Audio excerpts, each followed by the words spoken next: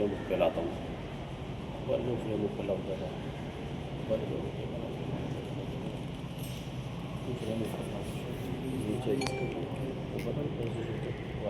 બરાબર થોડો પાછળ આપણે કેસ કર્યું છે ફેક કરન્સીમાં કેટલા રૂપિયાની ફેક કરન્સી છે, કોણ કોણ પકડાયું છે અને કઈ રીતે આખું નેટવર્ક ચાલી રહ્યું હતું. મહેરબાન પોલીસ કમિશનર શ્રી અમદાવાદ શહેર, સંયુક્ત police commissioner Shri crime branch તથા નાયબ police commissioner Shri SOG crime બ્રાન્ચના સૂચનાથી એસઓજીની ટીમ, જેમાં police inspector PV Desai, police inspector CV Chauhan તથા પોલીસ સબ ઇન્સ્પેક્ટર જેબી દેસાઈનાઓ બાપુનગર વિસ્તારમાં પેટ્રોલિંગમાં હતા. તે દરમિયાન જેબી દેસાઈનાઓને બાતમીરાએ હકીકત મળેલી કે 3 ઈસમો જે બાપુનગરના ગુજરાત હાઉસિંગ બોર્ડના મકાનમાં રહેશે અને હાલ ભારતીય ચલણની બનાવટી નોટોનું કટિંગ કરી રહેલ છે એવી ચોક્કસ હકીકત મળેલી. પંચો સાથે રેડ કરતા 3 ઈસમો ત્યાં મળી આવેલા. 3 ઈસમો પૈકી એક ઈસમનું નામ ભાવેશ મકવાણા હતું, જેઓ મૂળ મોરબીના છે, તથા બીજા ઈસમનું નામ અનિલ અસવાર હતું, તેઓ પણ મોરબીના છે, અને ત્રીજો ઈસમ જે હતો જીતેન્દ્ર પ્રજાપતિ એ મૂળ રાજસ્થાનના રહેવાસી છે અને હાલ અમદાવાદ વટવા ખાતે રહે છે. સદર આરોપીઓ પાસેથી 133 નંગ 500ના દરની નોટો જે ડુપ્લિકેટ હતી તે કબજે કરવામાં આવેલી છે. તેની સાથે સાથે જે પ્રિન્ટ કરેલી અલગ 6 શીટો પણ મળી આવેલ છે, જે કબજે કરવામાં આવેલ છે.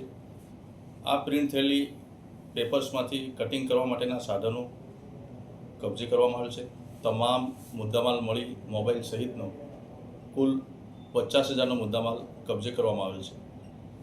આ ગુનાના કામે આરોપીઓની પૂછપરછ કરતા આરોપી અનિલ અસવાર, જે મોરબી ખાતે રહે છે, સિરામિકમાં રો મટીરિયલ પૂરું પાડતા હતા અને ધંધામાં ખોટ જતાં તેઓએ આ પ્રકારનું કાવતરું મિત્રો સાથે મળી અને ગુનો આચરેલ છે.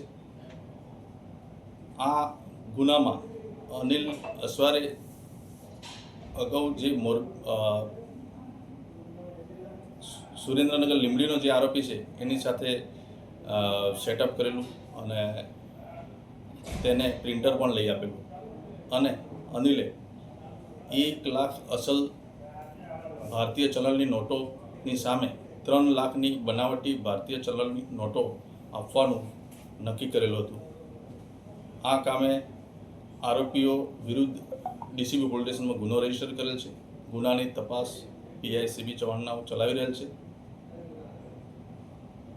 આ લોકોએ બનાવટી નોટો કેટલી બજારમાં ભરતી કરી છે અને અન્ય કોણ આરોપીઓ સંડોવાયેલ છે તે બાબતે તપાસ ચાલુ છે. સાહેબ, નોટો છપાવવાનું ક્યાં હતું? લીંબડી જે ખાતે બન્યું છે, તો આરોપી ભાવેશ, અનિલ અને આ લોકોનો સંપર્ક કઈ રીતે થયો છે નોટો છાપવાનો? આરોપીઓ અગાઉ મોરબી એકબીજાના ધંધામાં હતા એ દરમિયાન સંપર્ક થયેલો હતો, અને આરોપી જે રાહુલ કાલિયા કરીને છે, જે લીંબડીનો છે, એને છાપવા માટેનું કહી આપેલું અને અનિલે તેને પ્રિન્ટર પણ પૂરું પાડેલ હતું. અને રાહુલે કંઈ બોલવાનું હતું સાહેબ? છાપવાના કેટલા રૂપિયા બોલવાનું?